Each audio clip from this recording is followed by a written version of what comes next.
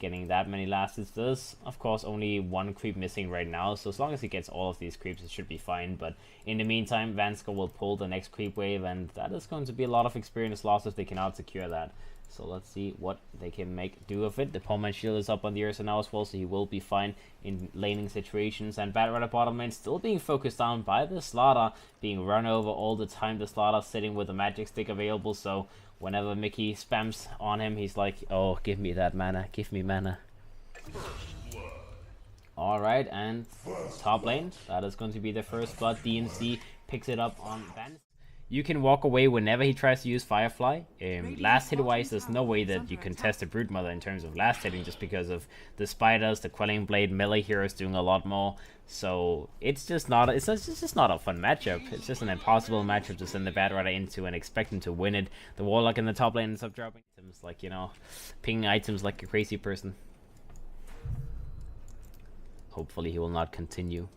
That's like one of the most sad things to watch, you know, people just pinging items and you're like, sure buddy, sure buddy.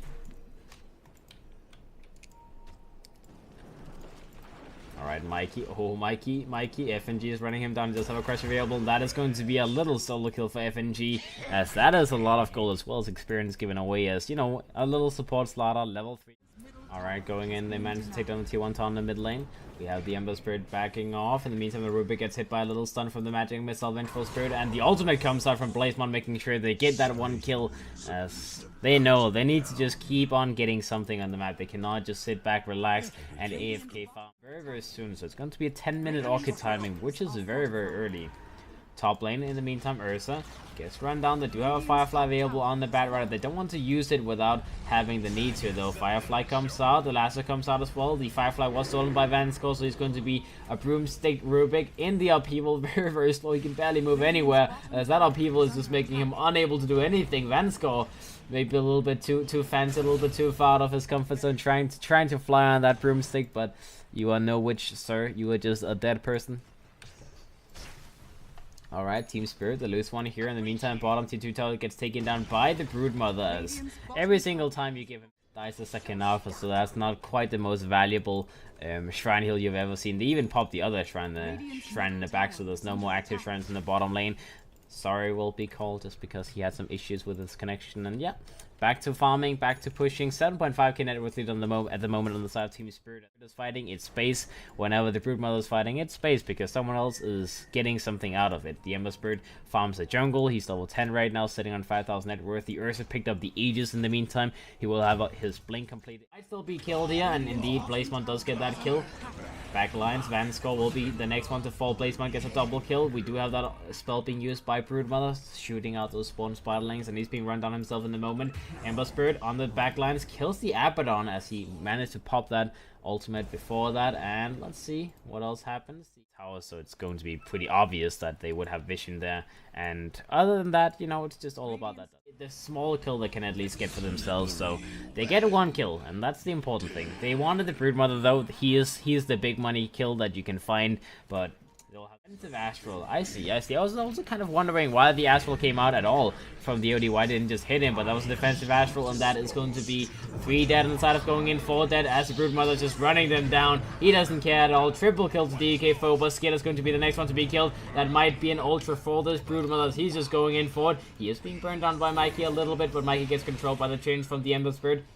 Now let's see Team Spirit. They're backing themselves up. They respect the bans, but only a little bit. They go back in. They get a jump on DNC. DNC will be killed. The Vengeful Spirit still so low in the backgrounds. Mikey will be killed, and that is multiple people still die inside of going in. Iceberg is maybe a little bit in trouble. Will run himself away yet again. FNG goes in for 2-man crush, and here comes the Brood Mama yet again, looking for kills. Pops his ultimate. He may be killed in the end as he finally drops down. That is 1100 gold given away to the side of going in on Blazemon's OD. He goes for the Rubik as well now. Will be lifted up in control. They need to get themselves out. They do not want to give any more kills to this OD, as he's already gotten a little bit. Pops his BKB, focuses down the OD. They need to get this OD kill before he gets a good ultimate off. Blazemon gets stunned out by FNG yet again. The Aegis gets popped on the Ursa, and Blazemon continues fighting. He gets a lot of intelligence now. He has 28 stolen intelligence, so this ultimate is going to hurt very soon. They need to chase and get more kills. They got 2, but it's not good enough just yet.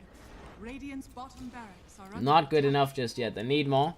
Still a good amount of gold given away, I suppose. 2,000 gold. They only lost the range to be able to kill the creep lanes.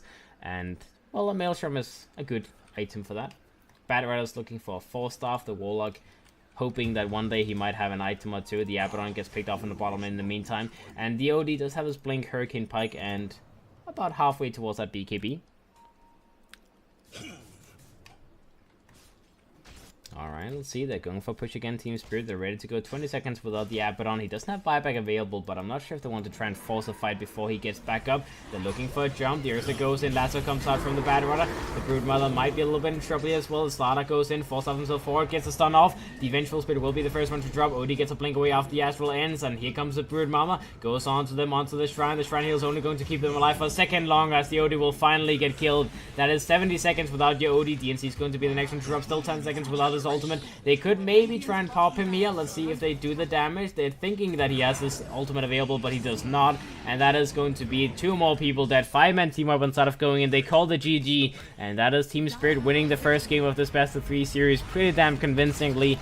As, I mean, they played the game well, but it really just came down to the draft.